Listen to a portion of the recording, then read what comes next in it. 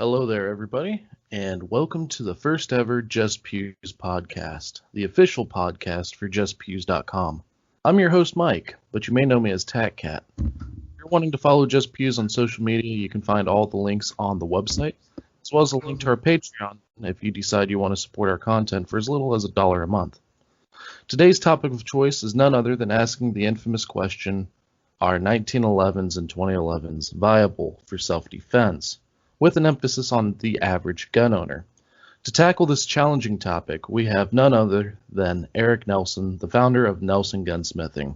And if you're wanting to follow Erik on social media, he is one of the content contributors for JustPews.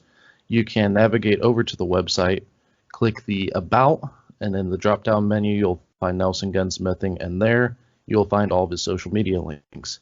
Erik, why don't you go ahead and tell us a little bit about yourself? Well, thanks, Mike. As said, I'm the owner of Nelson Gunsmithing.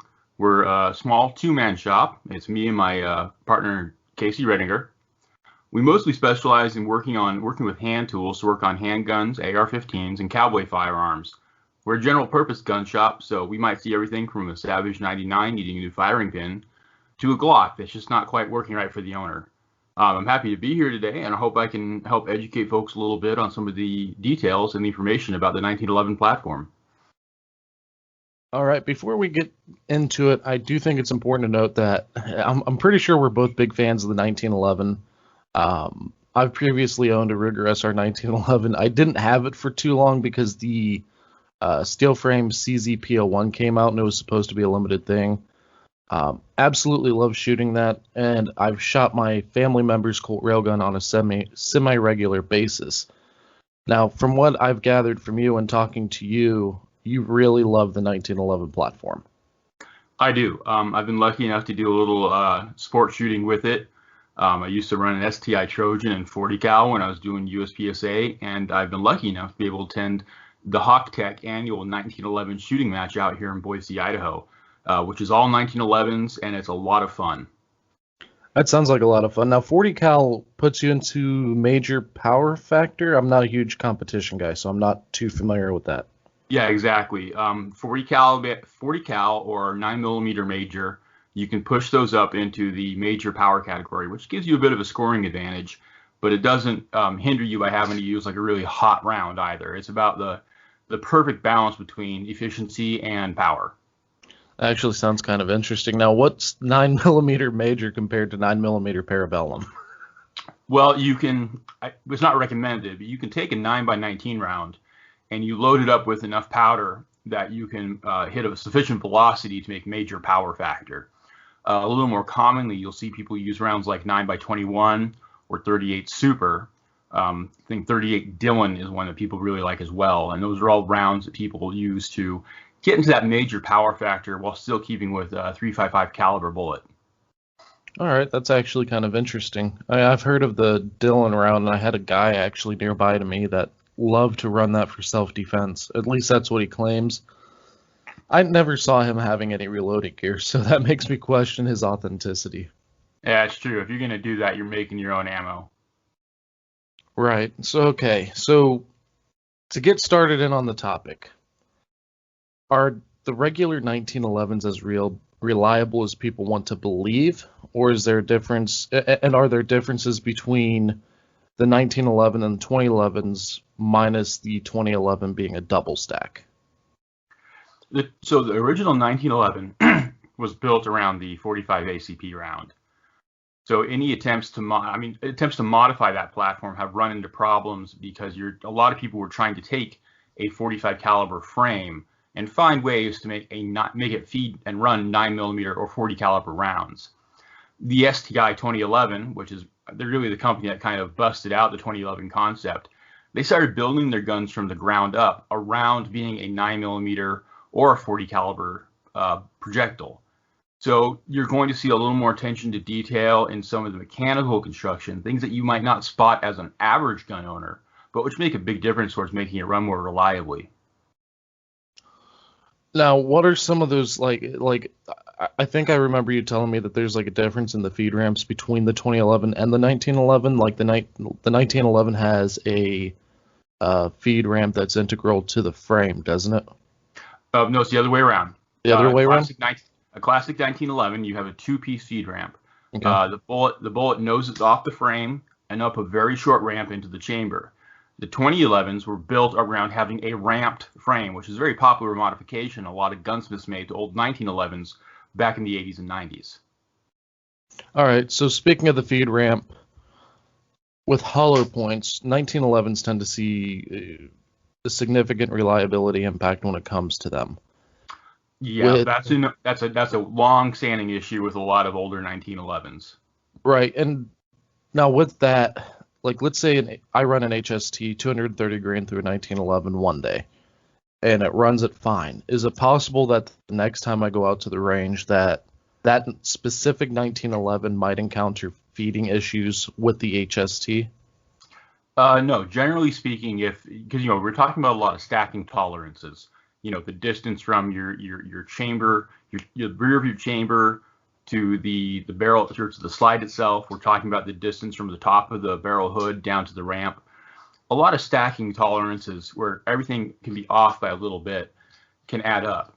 But if your gun is running these reliably and you've not had an issue with it, then you can generally assume it'll continue to run reliably. Right, but would you say that FMJ would help prevent having any reliability issues at all?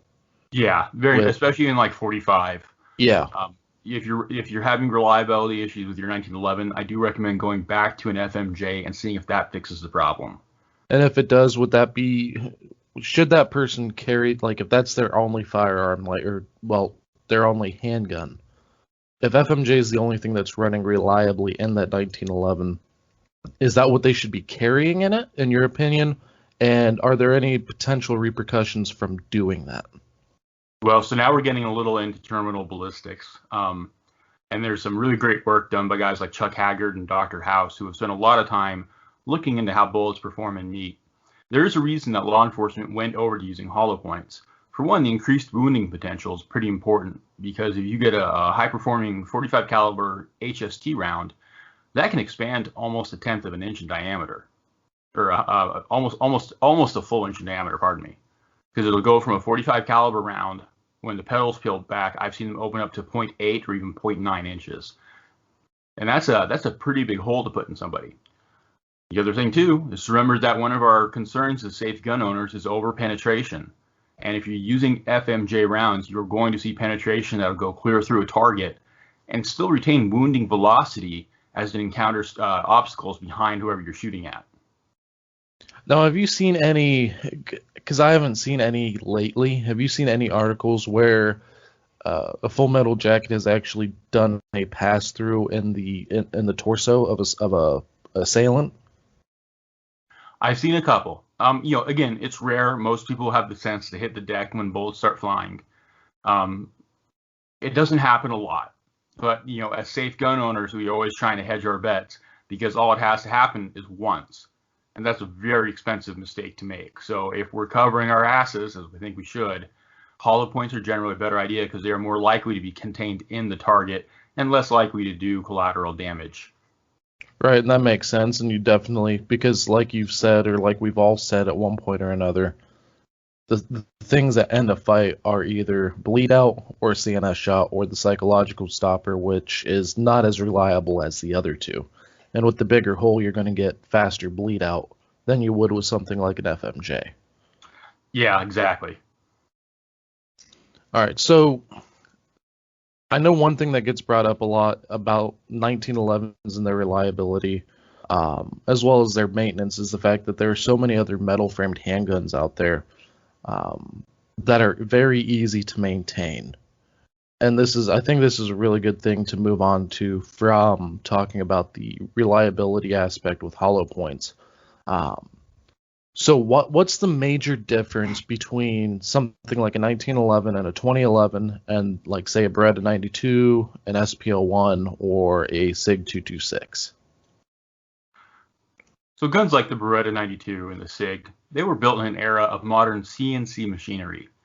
Parts can be held to very tight tolerances. They can be built very easily, and it's a theory of modern gun design where if you need to replace a part, you can reach into a bin and find one that'll work in there.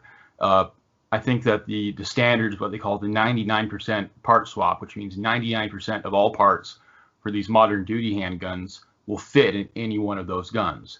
The intent there is to spend less time having gunsmiths and experts assembling and fitting these parts one by one.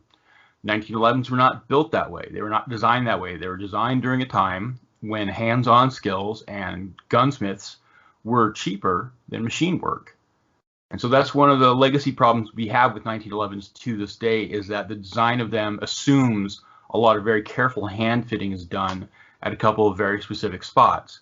This is something we've run into, something we talked about the other day, you and me, Mike, was that there's kind of a threshold between how cheap you can make a 1911, but how expensive it needs to be to run well. And that threshold actually does have a number attached to it. It seems to be about $1,300. Below that, you start running the risk of compromising performance.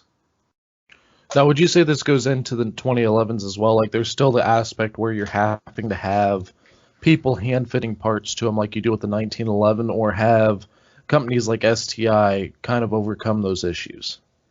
They've gotten a lot better at it. You know, when you understand where your stacking tolerances are and you get all the parts from one company, they've got better quality control. So they can say, so we know our slides are all in this certain range of the slide locking lugs, for instance. They know exactly what the variances are there. When they build their barrels, they build those barrels with those variances in mind. And when they build the frames in mind for how the barrel linkage pin can swing. So they're controlling their quality assurance and their production very closely. You got to remember, though, that the 2011 and the 1911 are basically identical guns. The only difference between them is that the 2011 tends to have shorter rails, and it has a larger magazine, larger diameter grip for a double stack magazine. Functionally, they're the same firearm. All right, so, talking a lot about stacking tolerances, we know that, like, the Beretta 92 has the locking block that is attached to the barrel. The CZ-SPO1 has a, what's it called in the muzzle? A bushing. Yes, a barrel bushing and the muzzle of the SPO1. Why is it that both of these guns are able to have these different parts to have stacking tolerances that don't cause issues like we see with the 1911? It's because these guns were built around the idea of not having to engage all of these surfaces at the same time. The Beretta has the way the Beretta that the locking lugs interact with the frame and the slide is different than the way that the 1911 does. The CZ bushing is, again, that's one of those things that doesn't come into play until the gun is almost entirely locked up. The problem with the 1911 is that it was built with the intention of being able to mate up multiple locking surfaces simultaneously. Your bushing has to be a very tight precision fit. Your barrel hood has to be perfectly square to the rear of the slide. Your locking lugs have to match up with a high degree of intersection for maximum engagement, and you have to measure and gauge the distance for your barrel linkage pin. These are all factors that you can fit by hand as you go, and there are tools for doing it, and you can feel them fitting. But trying to do that in the machine shop becomes more difficult to do well. And there's a certain point where, like I said, that $1,300 mark, where beyond that, the value is in having somebody precisely fit those parts. Below that, you're paying for those parts possibly not fitting as ideally as they need to. Now, with these parts, like, would you say, like, the Beretta, the CZ, the SIG, they're all made to be able to withstand a more variety in terms of measurements and parts, like slight variations than 1911s and 2011s are? It is. It's all stacking tolerances, like I said, and the design of these guns is meant to make these stacking tolerances as unimportant as possible.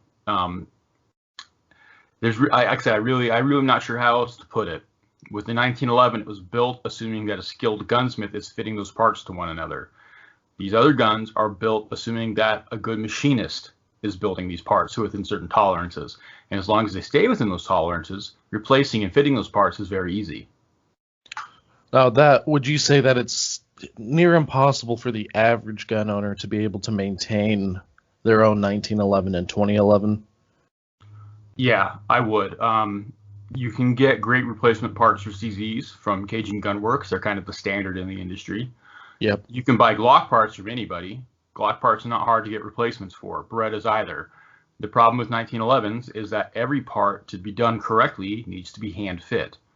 There's very little on the 1911 that I think you can do without the right kind of tools and training. Fitting a barrel is several hours of work. Fitting a new slide to a frame can take several hours of work. Certainly don't recommend people mess with their fire control group like their trigger sear or hammer, because it's very easy to screw that up, and then you have a gun that's not only non-functioning, it can be very dangerous. Right. Now, and you said that price point's like right around the $1,300 mark in order to get one that's fairly reliable, at least reliable enough for defensive purposes. What happens when we start going down in terms of the price point? Like, let's say Rock Island Armory, for instance. With those tolerances being looser, would you be able to use a drop-in barrel and not notice as big of a difference or as big of a shift in terms of accuracy, point of impact, point of aim, comparatively to something like a Dan Wesson Vigil? That is the upside to a cheaper 1911. The tolerances tend to be sloppier because there's less precision, and it wants to fit a wider range of parts. But again, you're kind of gambling here, because if you buy a nice barrel and you try and drop it in, there's no guarantee that it's going to fit. And if the barrel doesn't fit, the gun won't work. With Glocks, you can take almost any Glock, any barrel, drop it in any Glock, and it'll run. Now, it's not going to run with the same potential precision as a 1911. A hand-built, hand-assembled 1911 can deliver accuracy of less than an inch at 25 yards. A lot of Glocks will struggle to do that. But the upside is that you don't have to pay a gunsmith $300 or $400 to install and fit a match-grade barrel. Right. Now, what can cause the reliability issues with the cheaper 1911s? Is it just the stacking tolerances, or is it the fact that things aren't mated together properly? Which 90% of the time, I find it's just the magazines are the problem. People buy cheap guns and they get cheap magazines to go with it. You can fix a lot of common problems with the 1911 platform just by buying a good Metgar or or Wilson Combat. Wilson Combat mags are really the best, and they're what I recommend to people. And that'll fix a lot of common feeding problems. But with the 1911, you still do have some other potential issues where you have variances in, like how wide the barrel hood, the cutout for the barrel hood is on the slide. You have variances in how tight the bushing is. Now, the tighter these parts are, the better they perform. The looser they are, the less performance you're going to get out of it. And you can reach a point where your tolerances and your parts fitting are so sloppy that parts start unlocking and moving in the wrong order. And if the order of operation is interfered with, that can interfere with the reliability of the gun. And you've told me before that there are a lot of timing things that go into a 1911 that actually have to be timed. Like even with these sloppier made ones, where if it's not timed properly, it's going to end up having a whole bunch of issues just from the get-go, right? Very much so, yeah. All right, so would you say that like something like a Rock Island Armory would be viable for someone to pick up for self-defense? Because I think that's what a lot of, and I don't want to sound bad, but your typical gun owner isn't going to want to spend $1,300 on a 1911 when they see something like the Rock Island for $500. So would it be reliable enough for your typical gun owner to purchase and use for self-defense? I wouldn't trust it. I wouldn't trust it until I put a lot of rounds through it. Now there are lemons in every lot. Even Nighthawk makes a mistake once in a while. It's pretty rare, but they do. And there are some guns that come out of the old Colt factories. They come out of the Philippines that run surprisingly well. It happens. But as a rule of thumb, asking me as a gunsmith, could I buy this gun off the shelf? I would say no.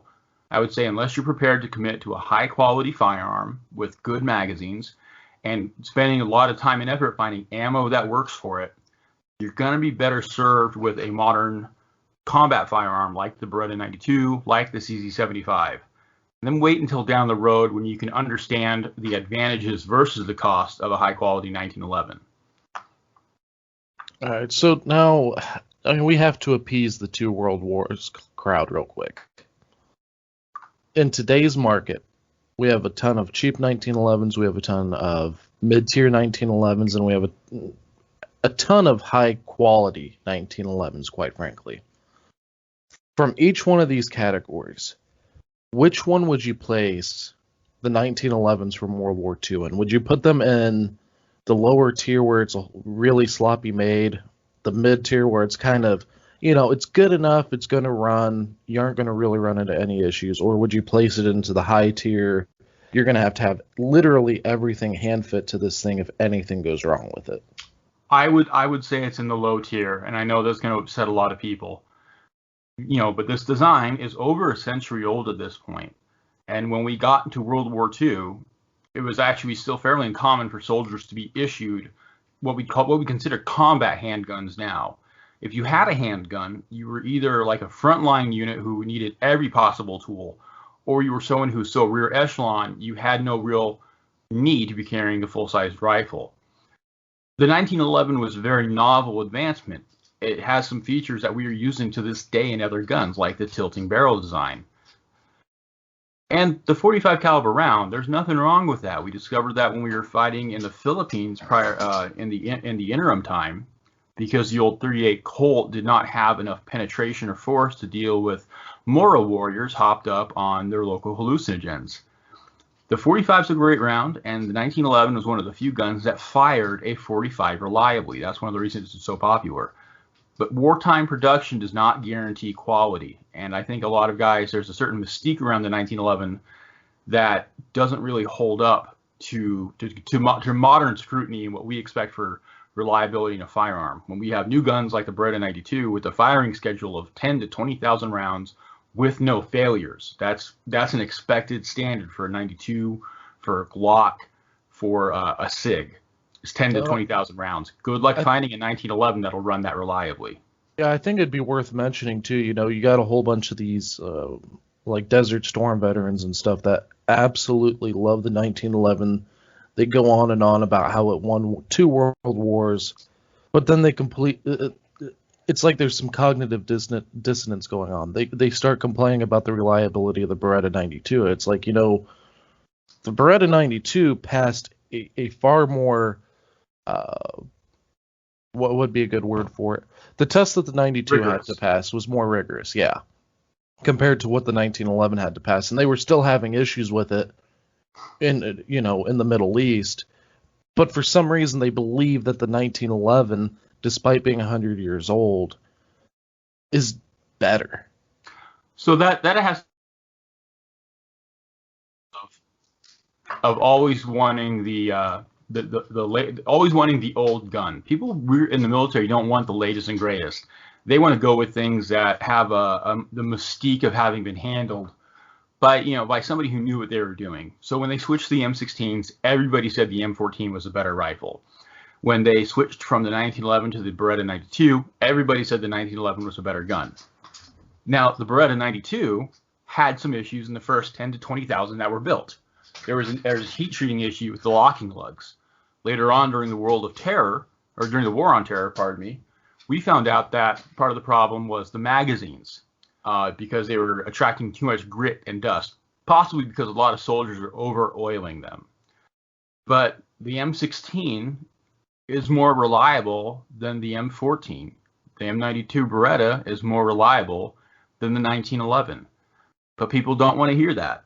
They like the idea of a heavy, slow, hard-hitting round rather than a lightweight 9mm or 223 projectile. And it's, from a military perspective, I came in 2005, right when the War on Terror was kicking off. And I knew kids who would never even handle an M14, who would happily tell anybody who listened that the M14 was the better gun. Which I don't doubt at all, because we still see that today with people going into the military right now and coming out. They're still saying, the 1911 is better than the Beretta 92 or the M9 that they were issued. And it's, honestly, when you think about it, it's like, okay, the M9 that you were issued had been handled by thousands of people. It was improperly maintained, probably. and your 1911 that you just picked up from, well, Bud's gun shop for $300, you've shot maybe 10 rounds through it. Yeah. And this Beretta that you're saying is shit probably has 30, 40,000 rounds through it, and it's probably still running the stock locking block on it. I believe per Beretta, those are supposed to be changed out at 10,000 rounds. I've seen them still running the original recoil springs. That's insane. Yeah, I mean, so people are complaining about the Berettas, but really a lot of the hype there has to do with institutional beliefs that don't really have a good basis in fact. And like you said, there's a big difference between going out and buying your gun, babying your gun, treating it very carefully and nicely, versus pulling the one off the rack that has been there since the early 90s as a trainer for everybody and their mother.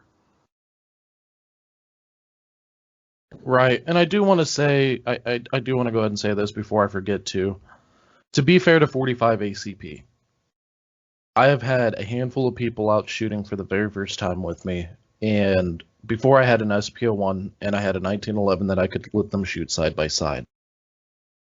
All of them absolutely preferred the recoil impulse of the 1911 to the SPO1, and the reason that they said that they preferred it was because the 9mm was still a little bit too snappy for them. It was a little bit too, I guess, too quick of a recoil impulse compared to the 45. So I think 45 ACP it's not a bad cartridge by any means, and I do think it's possibly the best introductory caliber into duty calibers for handgun purposes. I don't know if I go that far. Subjective experiences for new gun owners can be very misinforming. This is true. You know, so and most of these guys, if you buzz out a shot timer around them, they're gonna balk. And without a shot timer giving you really objective data, saying how it feels is not something most people can do accurately. For what it's worth, I don't know a lot of high-end operators, SWAT officers, or military personnel who prefer 45 at the shooting range or in competition. There are not a lot of people making the argument that 45 is a superior round to 9mm these days. So how something feels is a lot different than how it performs. And there can be an advantage to running a round that feels a little snappier because that recoil impulse is a little faster, is a little hotter, but it's also shorter. And if you've got good technique, good grip, you can overcome that and really stay on target and hammer down hard. Right, and I mean, what you're saying is supported by the FBI. For anyone that wants to know, you can look up SOFREP, SOFREP, and then look up the reasons why the FBI went back to 9mm. And what Erik is saying is absolutely supported. The FBI found that, you know, from 40 to 45, all the officers knew and weathered all had easier time shooting the 9mm. So, you know, despite what I'm saying, which I do because of my experience with the new shooters, there is more evidence saying that 9mm is probably the better choice. But that's still not going to say that 45 is a terrible round. No, and don't get me wrong here. This is, you know, this is not the end of the world. Greg Elefritz has done some really authoritative work analyzing ballistics and terminal ballistics for various handgun rounds, and he has shown that there's not a huge statistical difference between the way that 380, 9, 40, and 45 and 10mm perform. But gunfights are not won on the basis of being pretty good. As gun owners, we are always chasing those extra percentages. We want to dominate the gunfight. You don't just want to win. You want to win so completely that the enemy doesn't get a chance to get a shot off. If they do, they're going to miss. That's the ideal way to win a gunfight.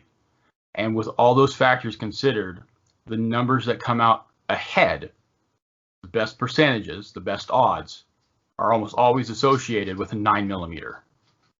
And this really does start to hurt the 1911 specifically because it's only a single stack, and with 9mm you're only able to get 9 rounds. Comparatively to a smaller platform, the Glock 19, you're able to get 15 rounds of 9mm in a flush fit magazine, and you're able to stay in the fight for a little bit longer, presuming you don't encounter any issues. That's correct. And now, you know, a lot of gunfights are won in a fairly short volley of gunfire. You know, they'll say that's why there are some people who are very comfortable carrying a 6 to 8 round revolver. But again, we don't always train for the best case scenario. You should be training and prepared for a worst case scenario. Now, I'm not saying that's going to be a high noon shootout with 4 or 5 guys in the middle of downtown, but if you can carry extra ammunition in your primary gun, there's really no reason not to. And you can be hindered by having a gun that doesn't have the same capacity but takes out the same amount of weight and space. Right, and that's something I've been a very strong advocate of. You cannot be preparing for the best of the worst case scenarios. If you're wanting to prepare for a bad situation, you want to prepare for the worst of the worst, not the best of the worst. That's a very good way to put it. Now, let's go ahead and try answering this question, because I think we both already kind of know what the answer is. With 1911s, they're not really user maintenanceable. And I think that is a very big point about whether or not it's a good, well, not good, but a viable defensive solution for the average gun owner. Would you agree with that? Yeah, I mean, you can go onto YouTube and find out how to swap out common Glock parts very easily. And I mean, you can take a Glock Armor's course in less than a day, and a lot of people do. And I encourage people to do it if they're interested in learning about gunsmithing. It's a good way to kind of ease into the learning curve. A 1911, the build course I took from Bruce Pyatt, we averaged, it was supposed to be 8-hour days. We averaged 12-hour days for 5 days straight. And Woo. Honestly, we felt like we could have done even more. We could have studied more. We could have discussed more stuff. And now, granted, a little bit of that, you know, some of the time is us spent hands-on actually building our guns and fitting the parts. But as I've kind of grown up as a gunsmith, I've realized that even that 40 to 50-hour block of instruction could have been a lot longer. And for your average gun owner, fitting and replacing parts for a 1911 is going to be out of their wheelhouse, both in terms of the actual skills needed, as well as the cost of the tools to do it correctly. And if you're going to mess with the fire control group on a 1911, you better do it correctly, because it's easy to screw that up. Now, just so that way everyone has an idea of how much it's going to cost, how much would you say you spent specifically on tools for fixing, repairing, and building 1911s? So one of the tools I use a lot is a trigger fitting jig, and that's for fitting the hammer, or for cutting and stoning the hammer and the sear hooks. And that jig alone is about $250 for the jig and the mounts. I have another one that I use specifically for clamping the 1911 up and putting it under the mill, so I can fit and recut the slide, the frame rails for the slide. That was about a $300 tool. I have a variety of small, like the barrel under lug cutters, $80. So I think I've got at least $1,000 worth of tools specifically for working on 1911s. And I honestly do not have, compared to like Joe Chambers, compared to some of the really excellent 1911 specialists out there, I don't have all that many specialized tools. So just right there alone, you're looking at $1,000 on top of the cost of the $1,300 threshold for a reliable 1911 to be able to maintain it yourself. And that's not even considering the fact that if you want to that's not a good way to put it. If you're wanting to pick up a 1911, you aren't just picking it up to learn how to use it. You're picking it up and becoming a student of the platform itself, and you actually have to invest all that time. Like you said, you know, that 50-hour course could have been expanded into a lot more things. So there's the huge, gigantic time sink into becoming the student of the platform. There's the sink of having to learn how to shoot it properly and getting accustomed to flicking off the safety, which is really no big feat. But then you also have to spend double the money on essentially, in order to get everything that you need in order to maintain it if something went down, so you weren't without the firearm itself for defensive purposes. Well, let me put it this way. Don't work on your own 1911s. If you want to pick one up to learn how to work on it, if you've got aspirations of being a gunsmith, pick up like a Rock Island one and then learn what's wrong with it. build it up using new parts and seeing how these new parts fit into a lower quality gun. That'll be a good learning experience. But I got to tell you, the cost of the tooling needed to work on a Glock is about $10 for a Glock tool. All you really need is, like, you don't even need the Glock tool. All you really need is a ballpoint and pen, from what some people have told me. I would not be lying. I'd be lying if I said I hadn't used a pen once in a while if I was in a hurry to pull a Glock apart. The only specialized tool you need for a Glock is a little hex screw thing to take off the front sight. That's it. That's the only really specialized tool a Glock needs. And anybody can learn how to drop in new parts into a Glock. It's not hard to do. But with a 1911, if you don't have the time, the training, the technique, you need to commit to having a gunsmith who knows what they're doing work on your gun for you. And it's not going to be cheap. All right, so I think to answer the question of are they viable for the average gun owner, I'm going to throw in my rag and I'm going to say no. And it's too costly for the average gun owner to actually participate in, I guess is the best way to say it. I've been gunsmithing professionally now for just over 3 years, and I'm in an apprenticeship also. You're never done learning. I'm a decent shot, but I can tell you that the people who build 1911s for pros who use them competitively, they're the kind of people for whom like an extra half an inch at 25 yards, that's a big deal for them. That's something that they can quantify and deal with. Most people are going to have a wobble factor, a user error factor that is significantly in excess of the accuracy of the gun itself. So for a lot of gun owners, I'm going to recommend a well-proven duty gun like the Glock, like the SIG, like the Beretta, because $500-600 for the gun, a couple $100 for ammo, and a couple $100 for a training class, that's going to do you well, and that's going to set you up right with some great fundamental skills. But for the 1911, you can't buy progress. Remember, you can't just buy gear in lieu of training and practice. Instagram operators enter the chat. Exactly. You can't buy success. So going out and buying a $1,300 gun over a $500 gun is not going to get you the same amount of return on investment that a $500 gun with $500 worth of training will get you. Right, and just so that way you can image how expensive it would be to get into the 1911 platform, to be able to self-maintain it, because in my opinion, I believe it's in your opinion too, Erik, in order for it to be a good defensive platform, you have to be able to use or maintain it. So, 1911, even cleaning it takes a little extra work. A Glock, You can get in there, you spray a little simple green, wipe it with a cloth, you're done. The SIG P320 will get tens of thousands of rounds between cleaning cycles. I was at the SIG Academy a couple of years ago, and we were asking them about reliability of their handguns, and one guy said he is up to 5,000 or some rounds between cleaning, and his P320 was still running. I don't know a single 1911 that would put up to 5,000 rounds of 45 and still be running reliably. Oh yeah, 45 is a very, very dirty round to be shooting. But to put this bit like into perspective for everyone, it's going to cost about $2,300 to get everything you need in order to use a 1911 defensively, including maintaining it, and that's not accounting for the parts. With the Glock, let's assume that it costs $500. That leaves you with $1,500 left over. Pre-COVID prices, that money would have purchased you 9,000 rounds of 9mm. That is a significant amount of training that you can get done with that amount of ammunition. It's a significant amount of classes that you can take without having to run to the store to get more ammunition. That's a very good way of looking at it, yeah.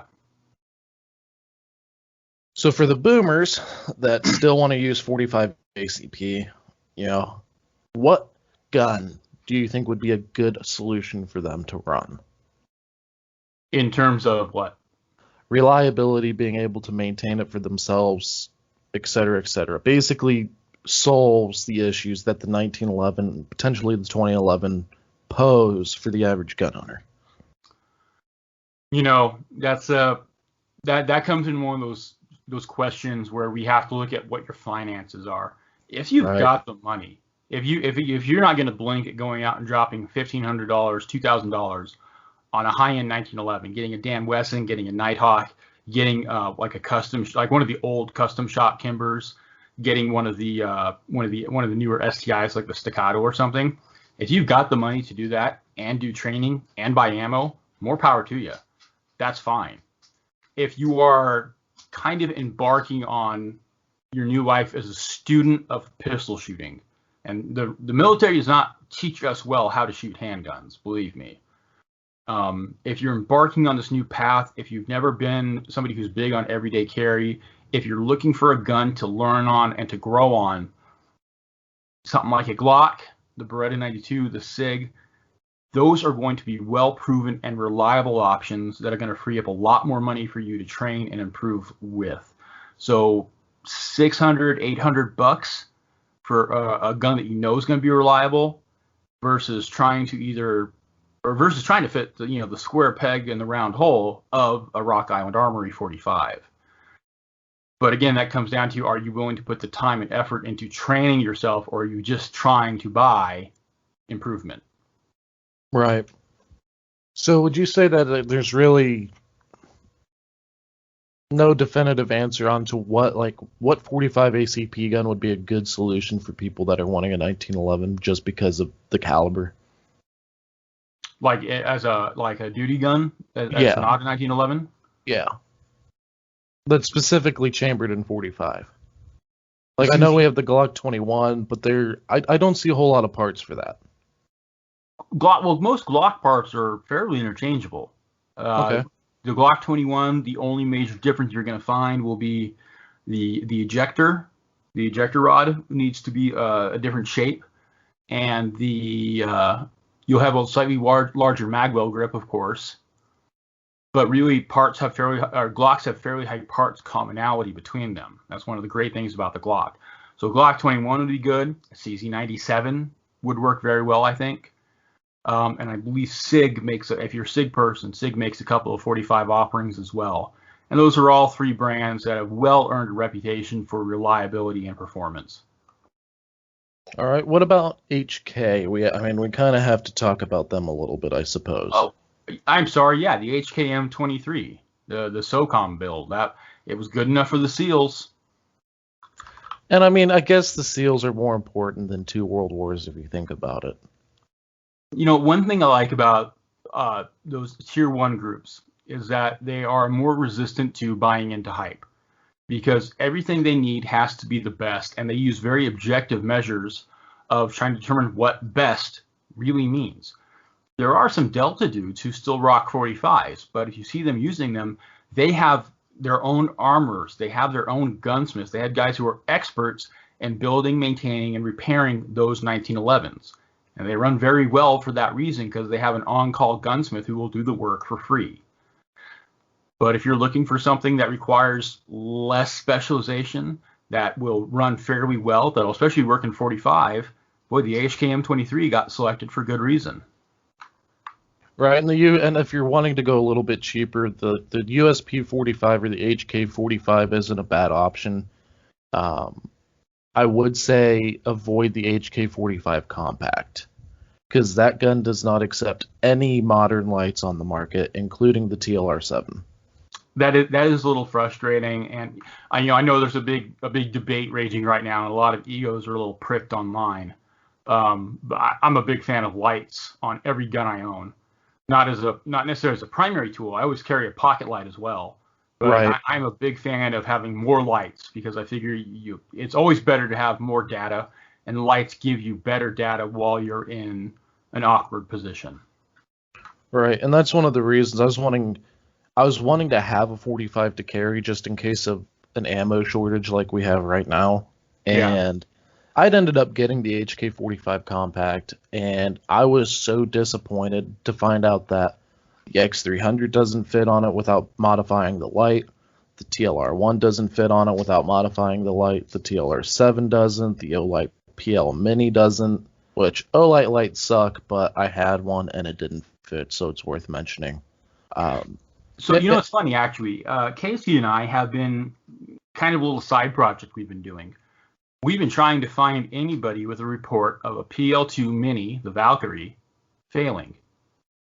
And of all the stuff that Olight makes, the Mini 2 seems to be the one that's not having the issues that the other ones do. It's been really interesting. We've been asking everybody in a lot of different forums. Well, let me look up real quick, because I think I have the PL. Well, so while you're looking, I mean, I do want to emphasize to people that this does not mean that Olight as a line is necessarily all they're cracked up to be. There are some serious issues with the Olight design overall that I think are really merit some wariness. It just happens that he and I got into the Valkyrie very early on, and we've been using them for a couple years now, and we've been pretty happy with the results overall for a civilian defender with the specific needs that a civilian defender has, with the needs for reliability and accessibility. The new stuff that's coming out from like Streamlight, especially the TLR7 sub, I am really eager to get my hands on that because of the form factor. The cost is a lot less than the new Surefire, and Streamlight's earned some of my repeat business at this point. I've got a lot of their products, and I've been very happy with them. Right. No, I did just look it up. I do not have the Mini 2, but I do have the standard PL Mini. I've actually had some issues with it. Yeah. It's the first iteration of the Minis had some problems. Yep. Now I will say, have you experienced the dimming with it after a certain amount of time? Yeah, and for a civilian use option, that is not an issue for me.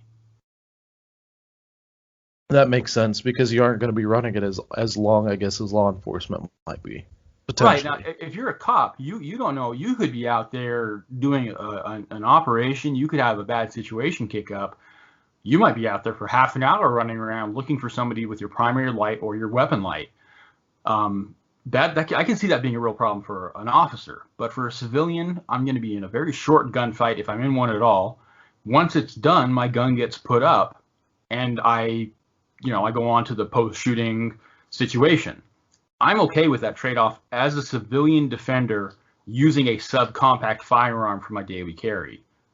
Right, but it does help that the Mini 2 is the only light that fits a lot of these guns. Now, that's one reason that I'm excited about the TLR7 sub, is that it's built with an eye for a form factor for small and subcompact firearms. I've got my PL2 on my M&P 9 compact. Casey, my partner, he's got his mounted on a SIG P365. Those were the only options available when those guns were starting to kind of come around now. But since the industry's shifting towards these small, the single stack or these semi-single stack subcompact pistols, there's been a lot more light manufacturers and holster makers going, okay, this is what the people want. What can we make that'll fit this? Right, and this also brings up another point about the 1911s, surprisingly. Most of them don't have a light rail on them. Yeah, there are a few companies, custom companies, that will make them. Caspian is who I've been going with for years. I've had a couple others recommended to me. But if you're going to get a 1911 that you intend to carry, my feeling is that it needs to have a light on it. And again, that's my feeling. That's my perspective. Or even just the option to have it, because if it's your only handgun and you don't have a rifle or a shotgun for home defense, which an AR-15 is better than a shotgun, we don't need to have an entire podcast about that. It's just a fact at this point. But if the handgun's the only thing you have and you aren't able to mount a light to it, you're really not doing yourself any favors by getting a non-railed 1911. Oh, absolutely. And again, I don't want to get on a sidebar about the light thing. Be a good one for another podcast. Definitely. But in my mind, 2 is 1 and 1 is none. I got beat into me when I was in Iraq, and I carried an admin light, a hand light, and I had a tactical light on my M4, and I used the hell out of that because I was a gunner. So I'd be illuminating bridges, I'd be looking at shadowy spots on the roads, and I tell you, I never regretted having extra illumination with me, but getting out there and discovering that one of your lights has gone down, that's a scary place to be. And we've got to remember, half of all time happens at night. Yep, and this is one of the reasons why I really enjoy stuff like the TLR7. It's because instead of using two CR123A batteries and only being able to feasibly carry one additional charge for something bigger, like the TLR1, I'm only going to carry two spare batteries on me. That's one additional charge for my TLR1. If I'm carrying two batteries, I have two additional charges for something like my TLR7. So if you're law enforcement, I think that's a really good policy to have. Spare batteries, spare ammo, keep an extra carry-out rig in the truck of your vehicle, because most law enforcement officers operate with their vehicles kind of a roving base. But for civilians, we never know when we're going to find ourselves a few hundred yards from our vehicles. We might be at the movies, we might be in a mall, we might be at a place where we can't readily fall back. You got to make do with what you've got on hand, and for a lot of us, it's really hard to dress around an entire tactical rig. And I do know some guys who end up carrying more gear than cops do, and they don't do it on a good tactical belt. They do it in their pockets. And they don't usually keep the order that they carry. Like if they put it all in their pockets one day, when they go to take their pants off, put on a different pair of pants the next day, it's going to be in a different order than it was the day before. This is why I only wear one brand of pants anymore. I don't have to Yeah. That's what I'm starting to pivot over to, only having the Vertex Defiance jeans. I've really enjoyed those, and it really makes it easy to carry like an emergency IFAK in the magazine pocket, additional batteries in the magazine pocket, so on and so forth. We should definitely do a podcast about EDC stuff like that at some point. Yes. I've got some yeah. There. But so circling back to the 1911s. Yep, definitely. If I was going to do a round, if you were looking for a 1911, you're like, hey, I don't care what it costs, I want to get a good one. Yep.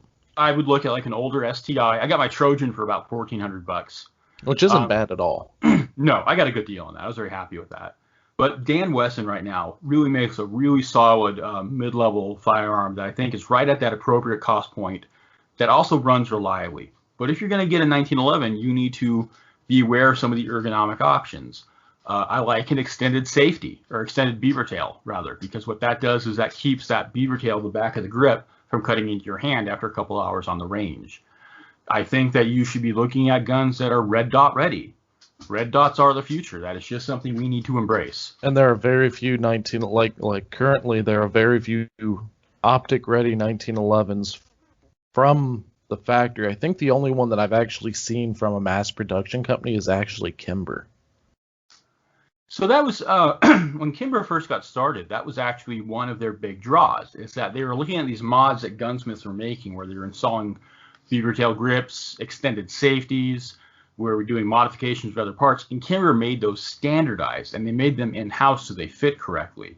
Back in the day, if you wanted an extended beaver tail grip, that was a few $100s worth of work, because a gunsmith would take the old grip safety off, weld up a curve, and then cut that by hand to fit your gun and your hand so that you had protections, you wouldn't get hammer bite.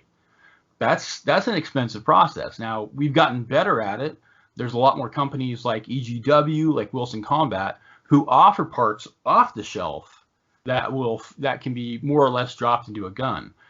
But for me, one of the things I hate seeing is when somebody buys a drop-in beaver tail grip, and I'm like, I'm sure they're very proud of it, but I can see the big gaps and the lack of fitment between the rear of the frame and the beaver tail.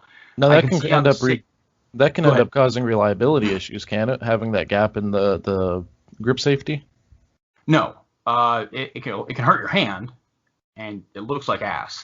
Which is potentially worse than having a safety issue. No one wants to damage their hand. And that's something that I know some guys really struggle with. Pardon me. Is that they don't want to admit when a gun hurts. But that's like having bad boots. If your boots don't fit and you insist on walking with those boots on, eventually you're not going to be able to walk at all. And with any gun, if the gun hurts your hand for some reason, if there's a sharp edge, if the recoil is just weird, if it twists your wrist too much, what'll happen is that if you can't ignore that pain. And it'll cause a repetitive stress injury. Right, exactly. Now, your body will start associating holding that gun with being in pain, and the flinch reflex becomes almost impossible to suppress. So if you're going to mod your 1911, I strongly suggest taking it to a gunsmith and saying, hey, will you fit this beaver tail to it? Hey, will you put in this better trigger? Hey, will you put in this extended safety? And let a gunsmith do it. Not just for the perspective of safety, but also for making sure that the gun doesn't beat your hand up and make you a worse shot. Which makes sense. I don't think I'd want anything done to my gun. I don't think I'd want to do anything to my gun personally, such as fitting a different grip safety to it. And that's just because I don't trust myself. I'm kind of an idiot. Well, I mean, it's not a question of being an idiot. You're a smart guy. But, you know, thanks. You are. I've enjoyed talking with you. You got a lot of insight. You're a good researcher. But you don't have the tools that I do. Correct. You didn't sit through, several hours of class learning how to fit this part, and you haven't built a bunch of them. If you're trying to work on a car that you've never worked on, you've never been under the hood, you're going to end up causing yourself a lot of trouble. Now, if that's a learning experience for you and you're okay with that, that's fine. More power to you. But you don't want to bust open the hood on your daily driver to fix a part that you can't even identify readily. Right, because next thing you know, you accidentally put wiper fluid inside of your engine instead of oil. And we've seen people do it, And if you're a car guy, you've made mistakes. You've put on timing belts backward. You've forgotten to torque stuff down, and that doesn't mean you're stupid.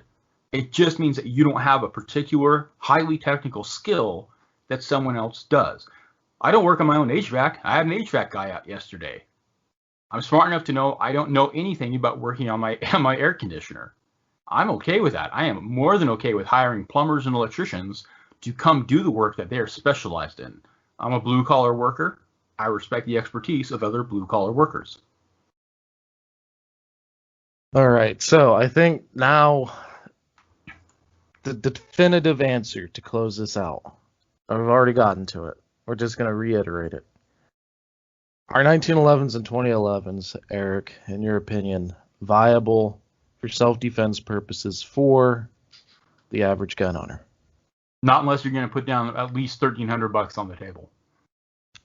And would you say that $1,300 should be partnered up with an additional $1,000 for tools in order to be able to repair stuff, or is that just to have one until it breaks? You know what? My tools cost me thousands of dollars. Bring it to me. I'm more than happy to do the work. That's why we have gunsmiths at all. Yes. If you want to work on your own gun, start with a Glock. Start with an AR-15. Start with something that's got a low threshold to entry. If you want a 1911, part of the planning process there needs to be, I'm going to have to hire a gunsmith to fix this if it breaks. All right. So with that, everyone, you heard it from Erik. If you're wanting to get a 1911 or 2011 for self-defense purposes, the threshold is $1,300. Get something like a Dan Wesson.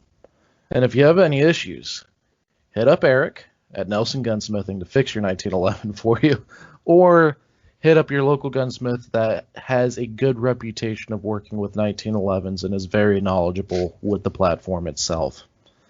Thank you. Now, if any of you have any questions about this, you can find Erik and I on the JustPews website. All you have to do is go to the About and find either of us, and you can find us on social media.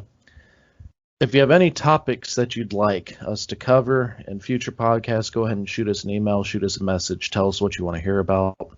I want to thank you for tuning in for the first ever JustPews podcast. I know we probably ruffled some feathers, but this is a conversation that needed to be had, because it's not one it's never really hit on properly. And that's something that needed to be done, and I'm happy that, Erik, you were here to help me with hitting on that and answering all the questions that I don't have the knowledge to answer. Oh, I appreciate you having me, Mike. And if I can close out with one last thought from my side of things. Of course. It's to tell people there are no sacred cows. The only thing that matters is objective information. If you've got a gun that you can put on a shot timer, that you put hundreds or thousands of rounds through, and it is reliable and accurate, fantastic. I'm not going to tell you to take a good and working gun and throw it out.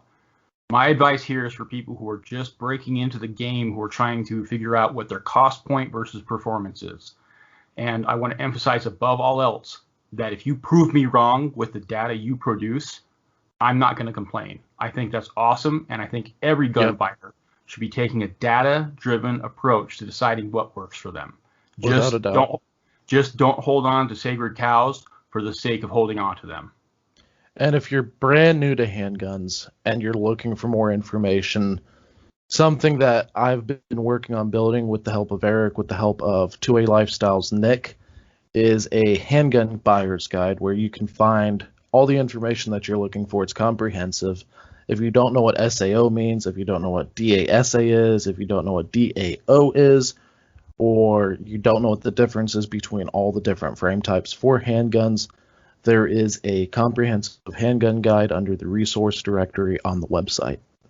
Make informed decisions. I'm looking forward to seeing that going live. I owe you an article, I think, on some of the basic ammo selections that are going to contribute towards helping new people cut through the white noise. So yeah, definitely check that website out.